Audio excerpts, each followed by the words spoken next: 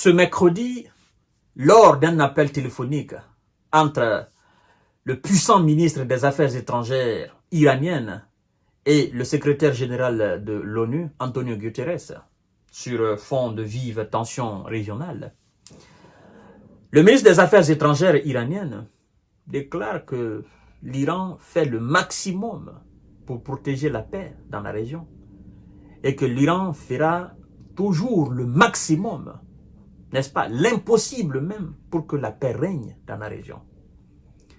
Mais le ministre a tout de même dit au secrétaire général de l'ONU, vous devez savoir que nous sommes résolument prêts à répondre à toute action militaire de l'ennemi d'Israël sur le territoire iranien.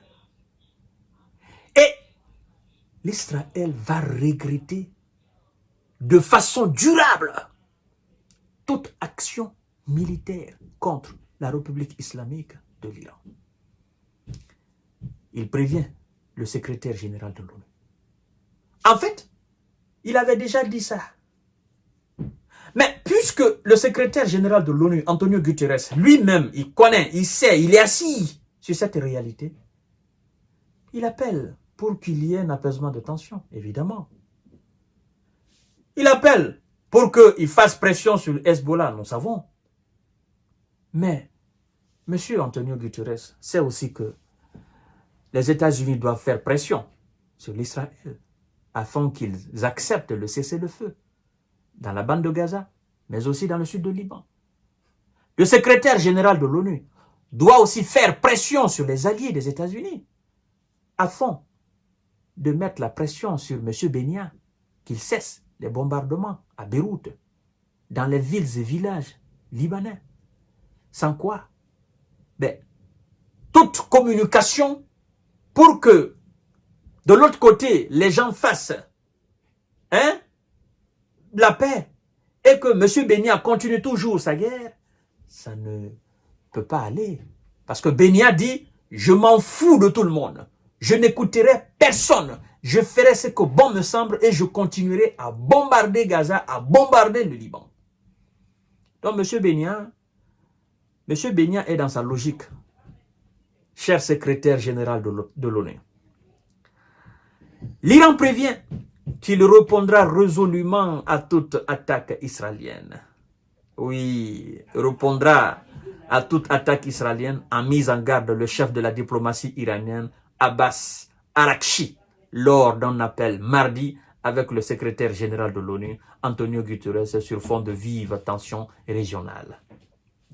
L'Iran fait des efforts considérables pour protéger la paix et la sécurité de la région, mais est tout à fait prêt à répondre résolument à toute aventure d'Israël et à lui faire regretter durablement, indique dans un communiqué publié mercredi le ministère iranien des Affaires étrangères. La réponse de l'Israël n'a que trop duré. Vous savez pourquoi? Parce que l'Iran est un gros morceau. Pourquoi aujourd'hui l'Israël tire, envoie des avions, n'est-ce pas, envoie des missiles dans l'espace aérien libanais, fait des raids sur Beyrouth? L'Israël dit, là il y a le Hezbollah. Le Hezbollah tire sur nous. Mais l'Iran quand même a tiré grandement 2 fois sur l'Israël. La première fois des missiles et des drones. Il a fallu l'intervention de l'OTAN pour intercepter quelques-uns. La deuxième fois, plus de 200 missiles. Mais vous vous poserez la question de savoir, mais pourquoi toute cette paperasse? Pourquoi l'État hébreu ne réagit pas alors contre l'Iran? Pourtant, ils ont des missiles de longue portée. Pourquoi ils ne le font pas? Pourtant, ils sont alliés des États-Unis. Pourquoi ils ne le font pas? Pourtant, il y a des bases militaires américaines qui entourent l'Iran. Pourquoi ils ne le font pas? En fait, l'Amérique est assujettie à quelque chose aussi qui se trouve à l'Iran, qu'on appelle le pétrole. Et l'Amérique tire profit de cela. Et à chaque fois qu'il y a une petite menace sur les installations pétrolières de l'Iran, le prix du pétrole flambe d'un seul coup. Et ça se ressent partout dans le monde entier. Très particulièrement aux États-Unis. C'est pourquoi les Américains disent « Laissez-nous faire ».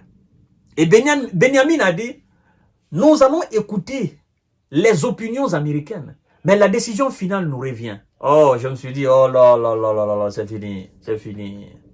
Là, c'est fini. » Tu ne vas pas dire que tu vas écouter les opinions américaines, mais la décision finale te revient de répondre ou pas contre l'Iran ou pas. Non. Parce que si tu écoutes les opinions américaines, l'Amérique défend ses intérêts et ne veut pas que tu attaques les installations énergétiques et les installations nucléaires.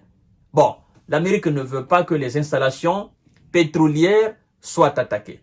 La Russie a mis en garde contre les frappes des installations nucléaires et des installations pétrolières. Et donc, M. Bennia se dit, qu'est-ce que je dois faire? Est-ce qu'il faut que je tire sur les bases militaires? Est-ce qu'il faut que je tire sur, à partir des zones où les missiles ont été tirés sur l'Israël? Qu'est-ce que je fais? Mais puisque je n'ai pas cette capacité, j'ai besoin des appareils de direction des États-Unis pour faire ces frappes-là. Mais les mêmes États-Unis ne veulent pas.